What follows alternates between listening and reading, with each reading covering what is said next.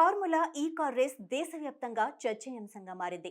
మాజీ మంత్రి BRS working president కేటీఆర్ను జనవరి 16న enforcement directorate ED అధికారులు విచారిస్తున్న విషయం మనందరికీ తెలిసిందే. అదే సమయంలో మాజీ మంత్రి బీఆర్ఎస్ కీలక నేత హరీష్ రావు ఢిల్లీకి వెళ్లినట్లు ప్రచారం జరుగుతోంది. ఓవైపు ఫార్ములా ఈ రేస్ కేసులో కేటీఆర్ విచారణ జరుగుతుండగా హరీష్ ఢిల్లీకి వెళ్లడం రాజకీయ వర్గాల్లో చర్చనీయాంశంగా మారింది. హరీష్ రావు ఢిల్లీకి ఎందుకు వెళ్తున్నారు? ఈ పర్యటనతో ఏం జరగనుందనేది ప్రస్తుతానికి సస్పెన్స్గా మారింది. కాగా ఫార్ములా ఈ కార్ రేస్లో ఎలాంటి అవినీతి జరగలేదని, రాజకీయ కక్ష సాధింపులో భాగంగానే తనపై కేసు పెట్టారని కేటీఆర్ ఆరోపిస్తున్న సంగతి తెలిసిందే. ఈ కేసును కొట్టివేయాలంటూ కేటీఆర్ హైకోర్టును ఆశ్రయించగా కోర్టు తిరస్కరించింది.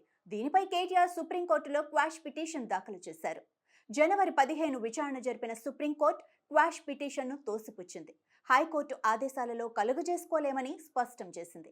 దీంతో కేటీఆర్ తన పిటిషన్ను వెనక్కి తీసుకున్నారు. ఈ క్రమంలో జనవరి 16న కేటీఆర్ ఈడీ విచారణకు హాజరయ్యారు. సుప్రీంకోర్టులోనూ ఊరట లభించకపోవడంతో ఈరోజు కేటీఆర్ను ఈడీ అధికారులు అరెస్టు చేయనున్నారని ప్రచారం జరుగుతోంది.